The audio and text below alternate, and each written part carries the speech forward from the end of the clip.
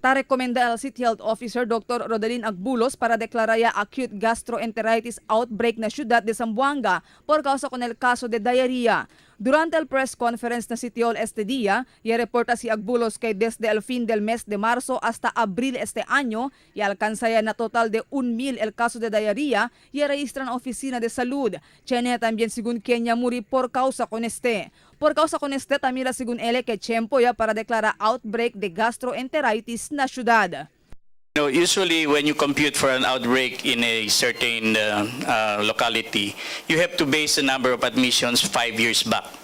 Like the number of admissions 5 years back, based on the number of cases presented, maybe last year you have had about 80 presented cases, and this year you exceeded that number, and based on the 5 years presentation, mataas pa this year, then we can already consider an outbreak. That's one. Secondly, I think it is also defined that if you can already consider it an outbreak, even one case of a contaminant, like even a virus or a bacteria that comes in a locality for the first time. Now, meaning to say, wala siyang history in the previous years na nakaroon tayo ng norovirus. These are the two things that we considered when we recommended for the outbreak level in the city of Zamboanga. Si Agbulos si habla kay mga bata edad de 5 anyo pa abajo el mayoría víctima de acute gastroenteritis. Lleno na también según el mga hospital na syudad de mga pasyente del mencionado enfermedad. Na 1,000 caso de acute gastroenteritis, 14 según el positibo na norovirus.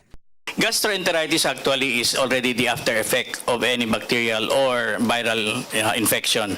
Man-inflame dito yung intestinal floor, man-inflame dito yung stomach, and all the other GIT. And so we considered it generally as gastroenteritis. So the outbreak is more towards gastroenteritis. Y habla también si Agbulos que el barrio de Santa Catalina el tiene de con todo alto caso de diarrhea. Uno según del mga razón si porque alto el caso de diarrhea na mencionado barrio, amo kay bien congested ya el lugar. Contagioso según en este clase de enfermedad y más pronto este man kalayat na mga lugar congested. Mismo el barrio Capitan de Santa Catalina Jimmy Villaflores y adquiría también con este clase de enfermedad. Unfortunately, nakikita remedyo ko na except individual hygiene. Mientras tanto, y habla el alcalde María Isabel Climaco, kay ta suporta ele con la rekomendasyon di Agbulos. Well, I strongly support it. I'm just waiting for the executive order to be signed. Y asegura también si Agbulos que preparaw sila para responde con este problema. Y ordena también según él para utiliza con el mga health centers si bien necesita ya. Apelo de Agbulos y del alcalde na público para pirmi mantene el limpieza na cuerpo, a ver para evita adquirir con virus que ta causa con el enfermedad. Acostumbra según lava pirmi el mano antes de comer y asegura pirmi que limpio el agua y mga comida antes de toma o come con este. Marifita Mayo, Dateline Zamboanga.